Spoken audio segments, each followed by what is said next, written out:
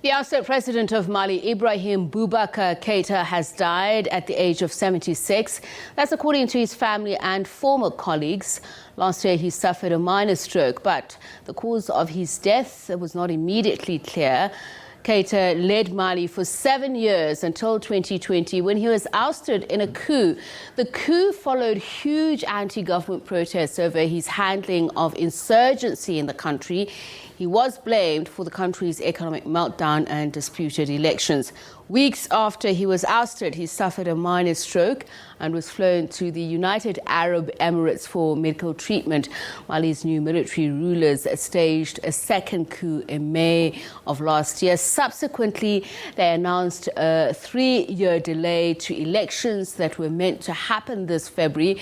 This last action has made them the target of sanctions this week by the EU, as well as its neighbours in the West African regional bloc, ECOWAS.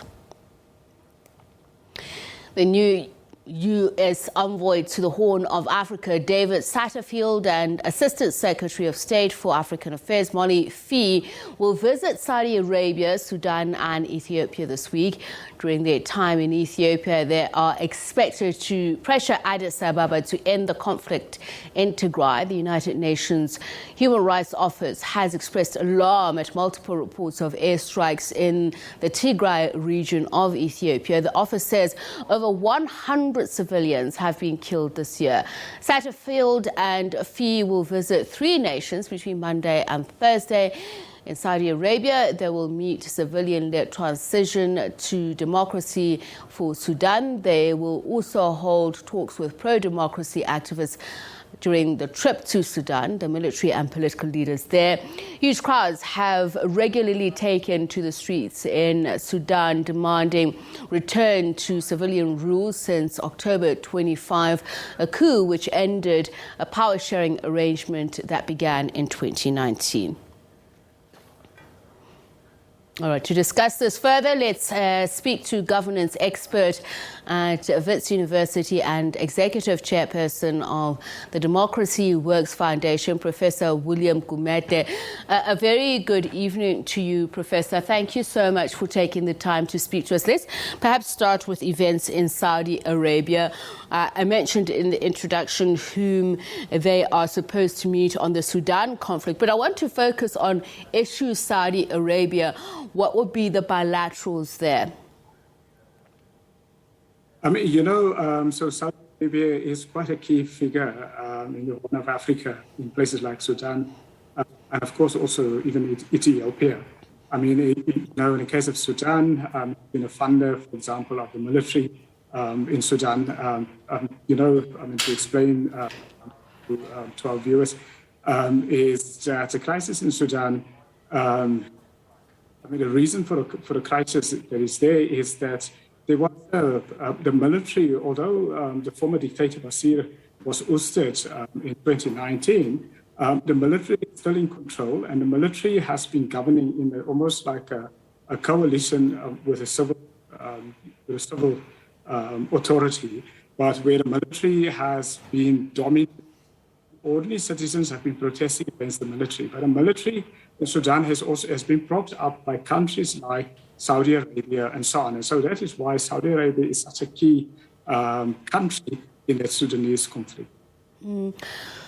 So just with regards to Ethiopia and the Sudan, the message seems to be one for both countries, and that is seize the opening for ending, or rather for peace by ending the strikes and hostilities, create a foundation for inclusive national dialogues. It's one message for 2 very different conflicts, although with similarities. Perhaps let's just start with what those differences, fundamental differences, are in the conflicts in Ethiopia and the Sudan. So both conflicts, to start off, both conflicts are really has the ability to destabilize the Horn of Africa. So these are very, very, very critical conflicts that needs to be resolved. I mean, Ethiopia is the second populous country in Africa, and then you have Sudan. Both countries are very strategic in that region. If there's a destabilization, we may then see a breakup breakup potentially of both countries. And then we may see what we now in Afghanistan, for example, or what we've seen in Libya, the kind of chaos if there is a breakdown in these two countries. So that is they are strategic importance. Now, in Sudan, was rules with an iron fist by the former dictator Bashir, and in 1929 was a popular uprising against him. And then what has happened, citizens who overthrew in that uprising, a popular uprising, overthrew Bashir, thought they are rid of the military because Bashir governed with the military. In fact, the military is still very much in charge, although, as I say, there has been, almost like a joint government between the military and then civilian authorities. And ordinary citizens have been protesting since 2019 because what they want elections as soon as possible. They want the military to withdraw. The military is refusing to withdraw, and that's the conflict. So what happened in last November, rather, the military ejected, in a coup, Prime Minister Hamdok, who was, the civilian leader who co-governed with the military. And then there were increased protests. And then what happened was that the military brought him back to govern. And then he, at the beginning of the year, suddenly he resigned. Now the country is in a crisis. The military is in control. People are protesting. They want the military out.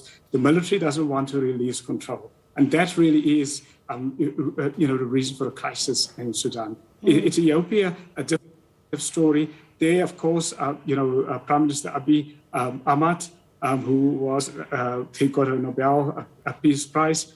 He's been fighting. The Tigray is a region in the country. Now, the conflict happens because in 2020,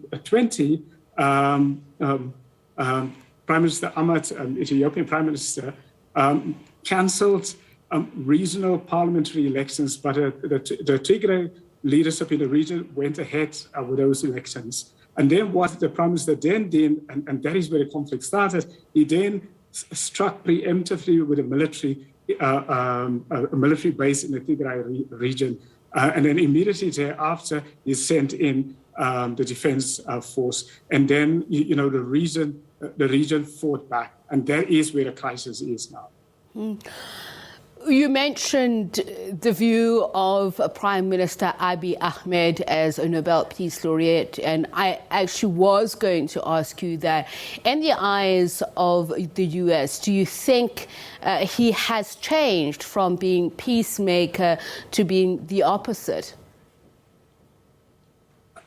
So because he got the Nobel Prize, one would have assumed, that he would be a man of peace. But I think, by preemptively striking at the military bases in Tigray and then unleash what we see now, the conflict, he really has become, sadly, a man of conflict now. Now, of course, the US has been trying to mediate it.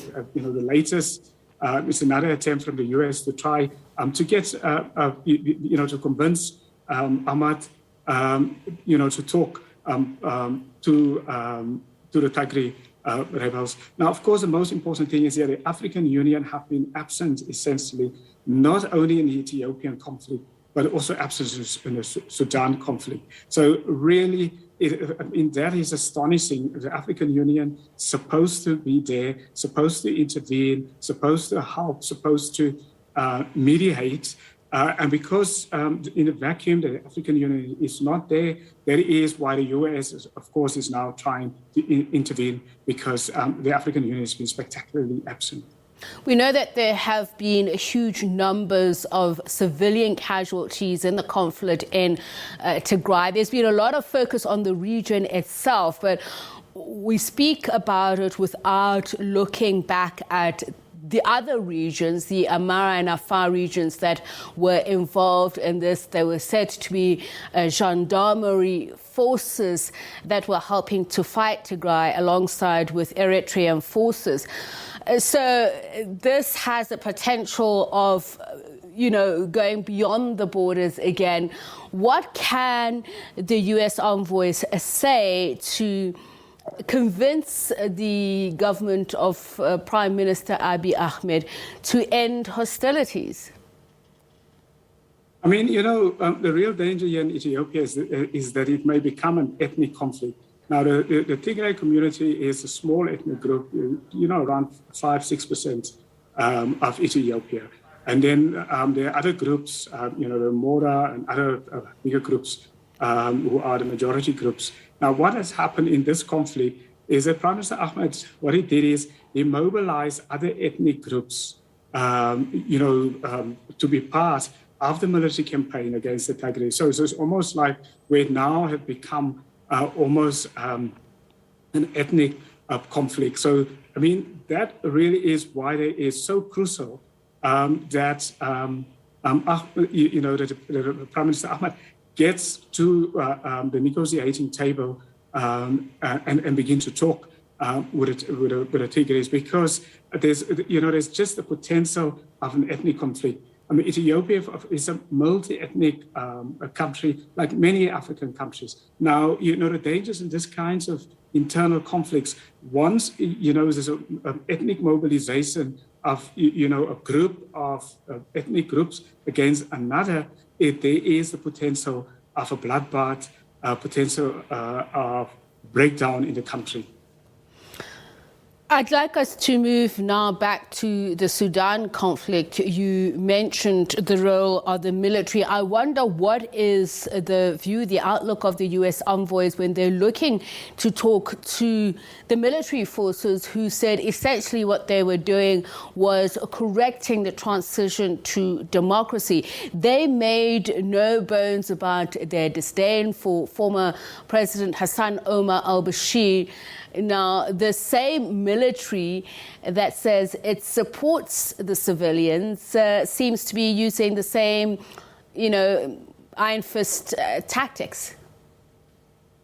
What a U.S. envoy must say, and also what, of course, the African Union must say, and also civil society organizations must support the notion that the military must withdraw from Sudan, from government.